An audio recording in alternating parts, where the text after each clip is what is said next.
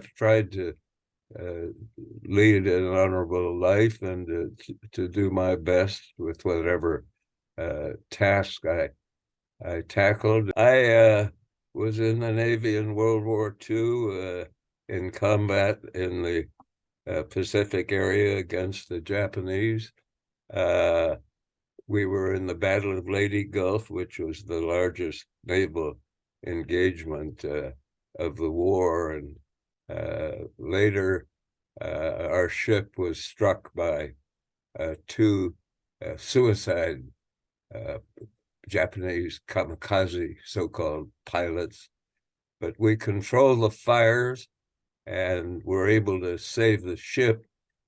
We couldn't, quote, see because our radars and navigational equipment had been knocked out, but the other ships guided on us, and we managed to operate for several more weeks, and then were sent home to San Diego, where the ship was repaired. It took a month or more to fix it, and we went back into the war again as it progressed. And so I spent 8 years in the Pentagon, first as an assistant secretary of the Army, later on as an assistant secretary of defense, and in the final 2 years as secretary of the Navy. I was honored some time ago when the then Navy Secretary, Ray Mabus by name, invited me to lunch. We talked about this and that.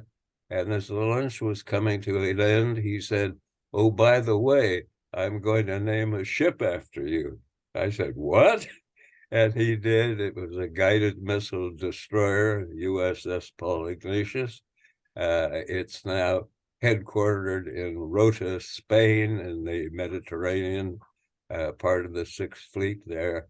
And I've been greatly honored to have that ship named for me. My wife was, who died 4 years ago, was the sponsor, broke the champagne bottle over the ship when it was first christened.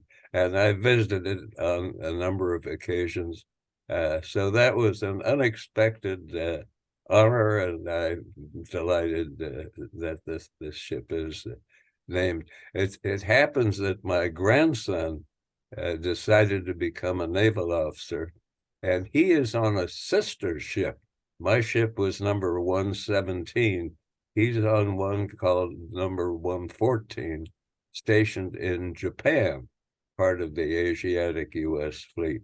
I had arranged a visit to the Pentagon for him, and he felt patriotic walking through, seeing all these pictures, including my own portrait outside the Navy Secretary's office. And I think he kind of got interested in that. He had been working at the Atlantic Council as a young research assistant, and he had a good reputation there.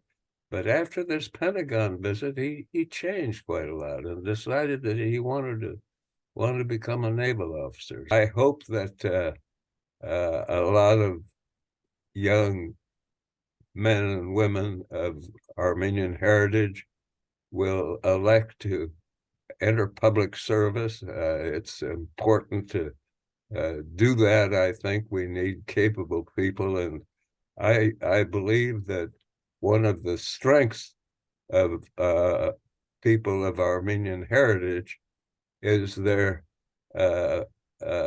intellectual abilities. They're really quite smart people, and they have contributed, as I said earlier, to cultural achievements in the past and are continuing to do so today.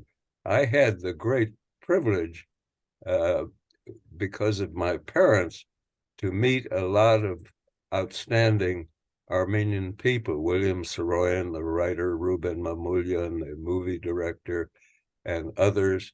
And And that this continues to this day with Armenians fulfilling important roles in business and in the arts. And so this ancient people has got the stamina and wherewithal to continue their long and distinguished history.